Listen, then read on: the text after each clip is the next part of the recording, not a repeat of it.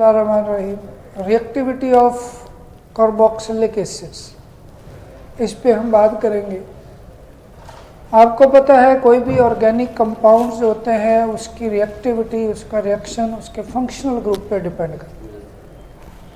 तो carboxylic acid में जो फंक्शनल ग्रुप है वो कार्बोक्सिल ग्रुप है। और हम पीछे पढ़ चुके हैं कि कार्बोक्सिल बेसिकली दो ग्रुप है, कार्बोनाइल और हाइड्रोक्सिल ग्रुप, उनको कॉम्बिनेशन होता है जिसकी वजह से इसको कार्बोक्सिल भी बोलते हैं। अब जितने भी कार्बोक्सिलिक एसिड के कंपाउंड हैं, इनकी रिएक्शन जब हमने स्टडी किए, मुख्तलिफ चीज़ों के साथ इनका रिएक्शन करवाया, तो जो इनका बिहेवियर था उसको क्लासीफाई किया गया तीन टाइप्स में, तीन कैटेगरीज में, कि ये कार्बोक्सिलिक एसिड तीन तरह के रिएक्शन शो करता है आमतौर, जिसमें सबसे पहली टाइप है कि जिसमें ये रिएक्शन ऐसे होते हैं इन्वॉल्विंग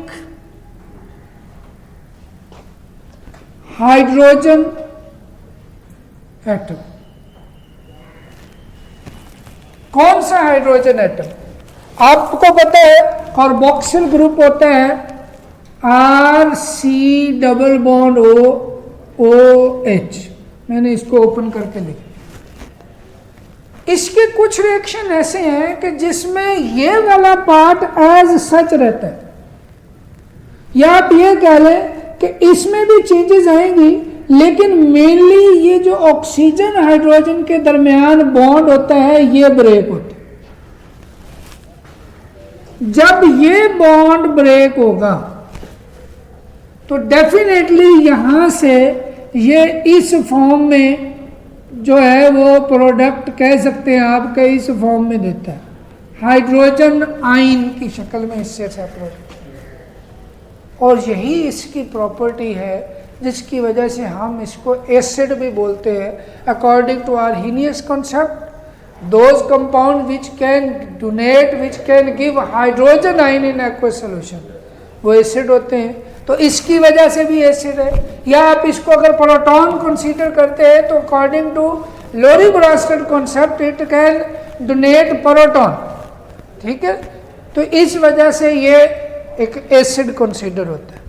कुछ इसके रिएक्शन ऐसे हैं कि जिसमें ये हाइड्रोजन ऑक्सीजन से सेपरेट होता है, तो ये इसकी रिएक्टिविटी जो है जो वो ये भी शो कर रही होती है कि ये एक एसिड है। इसके इस तरह के रिएक्शन से हमें कंफर्म हो जाता है कि ये वाकई एक एसिड है। दूसरी जो रिएक्टिविटी है उसके ऐसे रिएक्शंस हैं जिसके अंदर involving hydroxyl group. For example अगर आप इसको थोड़ा सा इस फॉर्म में देखें तो RC डबल बॉन्ड OH, जो ये वाला बॉन्ड है ये ब्रेक होगा। अब इस कार्बन और OH के दरमियान बॉन्ड जो होता है, ये आपने पहले पढ़े हुए भी हैं, ये जस्ट सिमिलर टू, अगर ये O carbon oxygen double bond ना हो, ये CH2 होता, तो ये क्या बन जाना था? ये RCH2OH होता तो क्या बनना था? अल्कोहल बनना था। और उसमें भी कार्बन ऑक्सीजन बॉन्ड ब्रेक होता है, मेनली जो उसके रिएक्शन होते हैं। तो जब ये इस तरह के बॉन्ड ब्रेक कर रहा होगा तो तब इसके जो रिएक्शंस होंगे वो तकरीबन अल्कोहल से मिलते जुलते, बिकॉज उसमें भी वो रिएक्शन जिसमें कार्बन ऑक्सीजन बॉन्ड ब्रेक होता है पूरा का पूरा OH ग्रुप निकलता है, इसमें भी पूरा का पूरा OH ग्रुप निकलेगा। ये कार्बन किसी और चीज़ के साथ बॉन्ड बनाएगा, कोई और चीज़ इसके साथ जुड़ेगी, तो ये जिसमें हाइड्रोक्सिल ग्रुप इन्वॉल्व हो। तीसरी जो इसकी टाइप है वो है as a whole reactions involving carboxyl group as a whole.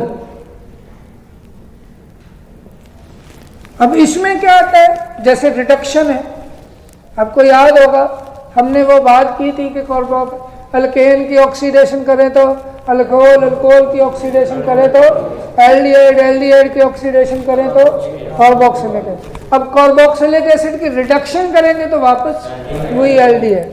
तो इस तरह के कुछ रिएक्शन जो है जिसमें वो overall behaviour as a carboxyl group पूरा का पूरा ग्रुप बिहेव कर रहा होता है, उसमें कुछ रिएक्शन इसके भी मिलते हैं।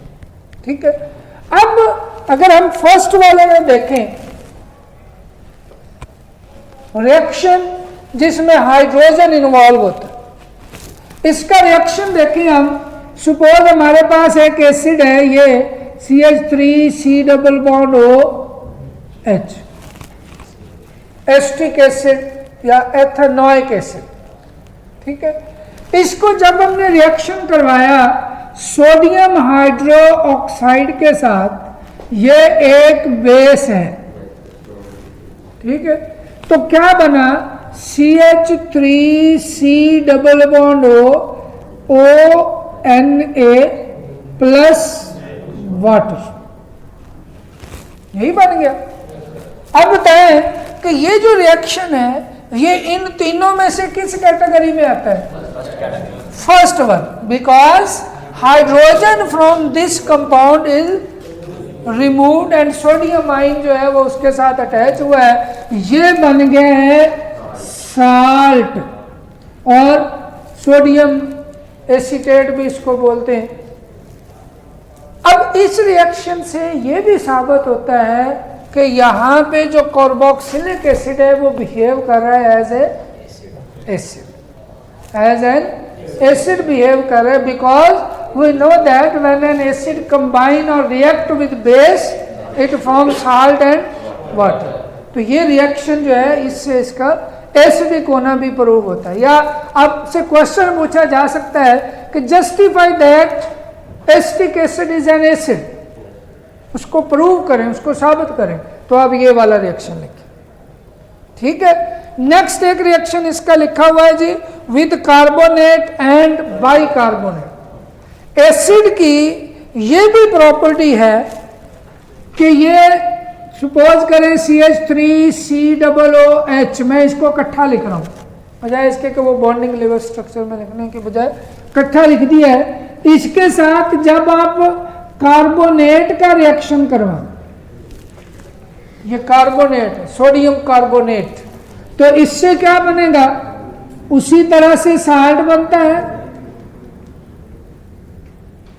साथ कार्बन डाइऑक्साइड बनेगी और साथ में वाटर बनेगा।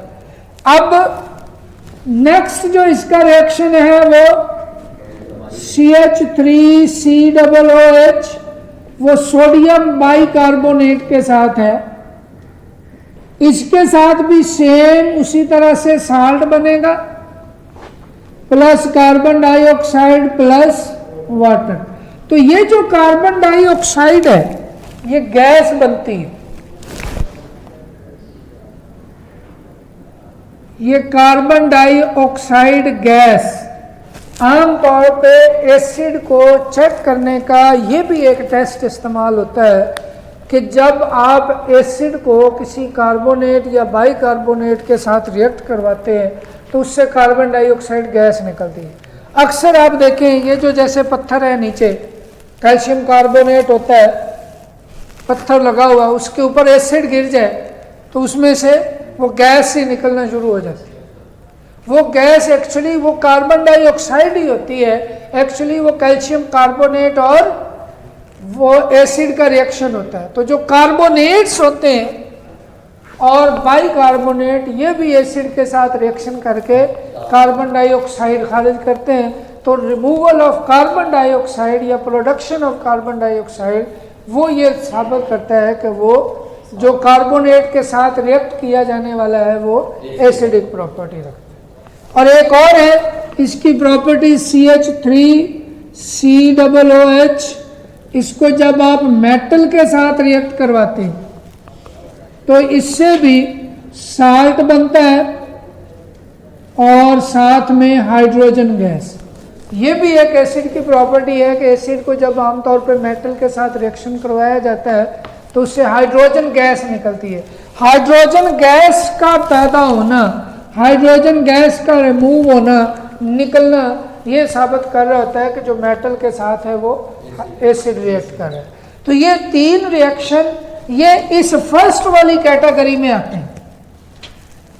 इस कैटेगरी के ये तीनों रिएक्शन है जिसमें ये साबित किया गया कि जो हाइड्रोजन है वो ऑक्सीजन से अलग होता है, और उसके जो रिएक्शन है इसमें यह भी साबित होता है कि इसमें जो कार्बोक्सिलिक एसिड है वो बिहेव कर रहे हैं एज एन एसिड। ठीक है जी, यहाँ तक अगर किसी के माइंड में कोई क्वेश्चन है तो पूछ। कोई नहीं, चलिए, थैंक यू वेरी मच।